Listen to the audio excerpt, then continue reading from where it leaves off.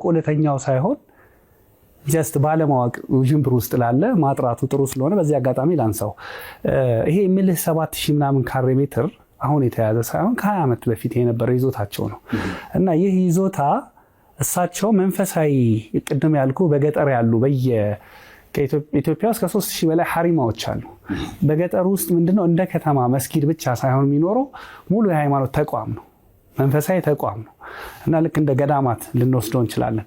ስለዚህ ይሄን ነገር እዚህ ማስቀጠል ስለሚፈልጉ ነው እና ሲጀምር የመጀመሪያው የተሳሳተው አባባል ቤታቸው ተቀበሩ የሚለው ቃል ነው ትንሽ ውዝግብ የፈጠረው።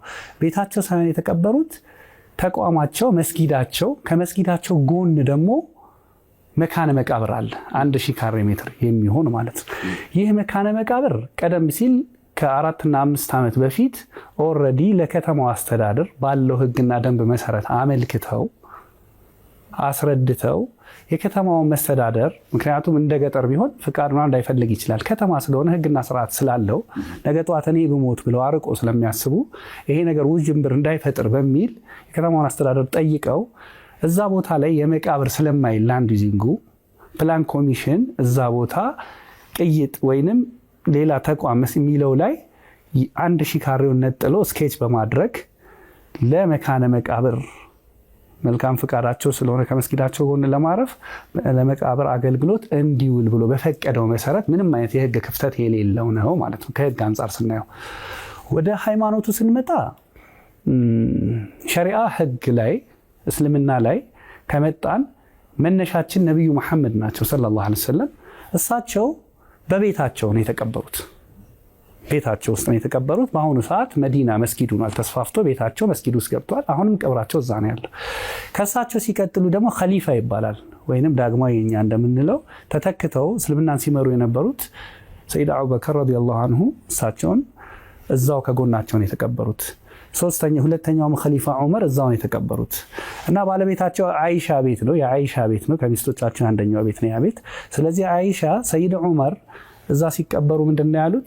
እኔ ለሳቸው ለቀው ነው እንጂ እኔም እዚህ ፈልግ ነበር ብለዋል። ስለዚህ አይሻ ባለቤታቸውም የግል መሬታቸው ላይ ነው የተቀበሩት። እንዲሁ ሶስተኛውም ኸሊፋ ዑስማን ሶስተኛውም እንደዚሁ በግል የገዙት መሬታቸው ላይ ነው የተቀበሩት። ይሄ እንግዲህ ከምንጩ ልምጣ በሚል ነው። ከዛ ስንመጣ ለ1400 ምናምን ዓመት ዓለም ላይ በየቦታው ብንሄድ ሁሉም ከመስጊዱ ወይንም ከቤቱ ጎን መቀበር ያለና የነበረ ወደፊትም የሚኖር ነው ባይዘወይ እንጂ ትላንትና በሳቸው የተጀመረ አይደለም። እና ወደ ሀገራችን ደግሞ ስንመጣ ቀደም ሲል የነበሩ መሻይኾች ኦልሞስት ኢትዮጵያ ውስጥ በአራቱም ማዕዘን ከ3000 በላይ የሳቸው አይነት የሃይማኖት አባቶች ኡለማዎች በመስጊዳቸው ጎንና በቤታቸው ጎን ነው የተቀበሩት። አዲስ የሆነው ምንድነው? እንደ ከተማ ስንመጣ ያልተለመደ ነገር ስለሆነ ነው። እንደውም በእኔ እይታ ትንሽ ለየት ይላል። የኔ እይታ ይሄ መበረታታት ያለበት ነገር ነው። እሳቸው ያደረጉት ነገር ጥሩ። እንዴት ማለት ጥሩ ነው? አንደኛ ይሄ መንፈሳዊ የመጣው ሂደት እንዳይቋረጥ አዲስ አበባ ውስጥ ሐሪማ የለም፣ አይታወቅም። ሌላ ሀገር ብትሄድ እሳቸው ተወለዱበት አካባቢ ወሎ ብትሄድ በመቶ የሚቆጠሩ ሐሪማዎች አሉ። ስለዚህ እዚህ ጋር ይሄን የሐሪማ የመሻይኾችን አካሄድ ነባሩን በዩኔስኮ መመዝገብ ያለበት ቅርስ ነው እና እየተቀባበሉ ያን ያህል ዓመት ያመጡት በነገራችን ላይ በቀጥታ ነው ከመካ ወደኛ ሃይማኖት የመጣው። ከዛ ጊዜ ጀምሮ ያቆዩት በዘመናዊ መልኩ አሁን ምንላቸው አይነት ሰዎች ሳይሆኑ የከተማ ሰዎች ሳይሆኑ ገጠር ላይ ያሉ ሰዎች የራሱ የሆነ ሴታፕ አለው። ተማሪዎቹ እንዴት እንደሚማሩ፣ የአካባቢው ሰው እንዴት ቀለብ እንደሚሰጥ መሻይኾቹ አይሰሩም። ከዛ ለነሱ አርሶ በግብር መልክ እንዴት እንደሚያመጣ ተሳስረው ነው እዚህ ያደረሱት። ስለዚህ ይሄንን ሲልሲላ ሰንሰለት ነው ተዋረዱ እንዳይበጠስ ያደረጉት። ስለዚህ ምንም የህግ ክፍተት የለውም በሸሪዓ አኳያ። እኔ አሁን ሸሪዓውን ብዙ እዚህ ላይ ማብራራት አልፈልግም፣ ምክንያቱም የሃይማኖት ምሁራን አሉ። ምንም አይነት የሸሪዓ ክፍተት የለውም፣ ምንም አይነት የህግ ክፍተት የለውም። ስለዚህ አንጡራ መሬታቸው ላይ መቀበራቸው ምንም ከዳ ወደ መቃብሩ ስንሄድ 1000 ካሬ መቼም ብቻቸውን የሚቀበሩበት አይሆንም። ነገር ግን እነዚህ ፕራይቬት እና ፐብሊክ የሚባሉ መካነ መቃብሮች አሉ ዓለም ላይ። ስለዚህ መቃብር ለምሳሌ 100 ሰው ሊችል ይችላል ምናምን ሊችል ይችላል። እንግዲህ በካሬ ስናሰላ ወደዛ ስሌት ውስጥ አልገባሁም። ስለዚህ ይሄ ቦታ የራሱ አስተዳደር አለው። አሁን ከሳቸው የተተካ ኸሊፋ አለ፣ ምትክ አለ፣ የሚቀጥል ነው ይሄ ነገር። ስለዚህ ይሄ እዛ ጋር ባሉ አስተዳደሮች እየተወሰነ ሌሎች ሰዎች ይቀበሩበታል። እነማን ናቸው? እሱ ዝርዝር አሰራር ይኖረዋል። ሌላ ዓለም ላይ የሚሆነው አሁን ኸሊፋ ለምትክ እዛው ነው የሚቀበረው ሲያልፍ ህይወቱ የሳቸው ባለቤት የቅርብ ቤተሰቦች እያለ እንደዚሁ ደግሞ በሙስሊም ዓለም ሲሆን ንጉሱ ሲሞት እንዲህ ሲሆን የሙፍቲው መካነ መቃብር ላይ ይቀበራል። ስለዚህ ይሄ እንደ አማኝ ስናየው ሁለት ነገር ነው ያለው። አንደኛው እንዲህ የምናየው ነገር ነው፣ መቀበር ማለት አካለ መሬት ውስጥ መግባት ነው። ሁለተኛው መንፈሳዊ አታችመንት የሚባላል ኢንቪዚብል የሆነው ማለት ነው። ልክ አሁን እኛ ከፈጣሪያችን ጋር ሳናየው ያለን አይነት ኔትወርክ ማለት ነው። ስለዚህ በዛ አንግል ስናየው ደግሞ እዛው ቦታ ላይ መንፈሳዊ ጥቅም አለው። ስለዚህ ሃይማኖታዊ ትርጓሜ ያለው ከዛ ውጭ ደግሞ እንደዛ ነው። ስለዚህ እሳቸው ሁሉን ነገር ክሊር አድርገው ነው የሄዱት። ሰው ምንድነው ቸኩሎ ያው ከመተቸት ስለሄደ እንጂ መተው እያንዳንዱ ነገር ቢረዱ አብዛኞቻቸውም ይቅርታ ጠይቀዋል ከዛ በኋላ።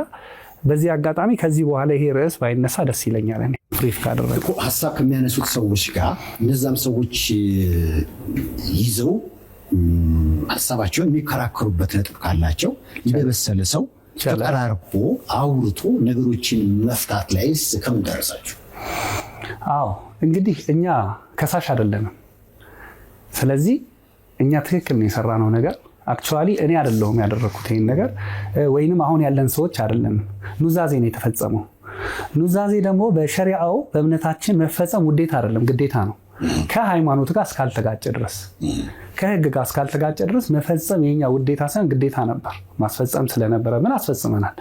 ምንም ክፍተት እንደሌለው ተናግረናል። አይ ይሄ ክፍተት አለ የሚል አካል ካለ በማንኛውም ሰዓት ዝግጁ ነን ለመነጋገር።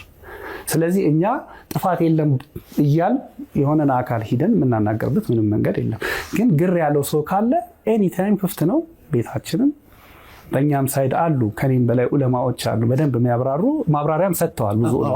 ብዙ ጊዜ እንደዚህ ሀሳቦች የሚመጡት በቅንነትም ነው በመተሳሰብ እሳቸውን ከመውደድም መሆን ያለበት ህግና ስርዓትም ስላለው ከሱ ጋር የሚጋጭ ነገር ካለ በእኔ በኩል የሀሳብ አለ ወይም ደግሞ በእኛ በኩል የሀሳብ አለ የሚሉ ሰዎች ካሉ ተቀራርቦ በመነጋገር መፍታት ይቻላል ብዬ አስባለሁ። ኤኒ ታይም በራችን ክፍት ነው።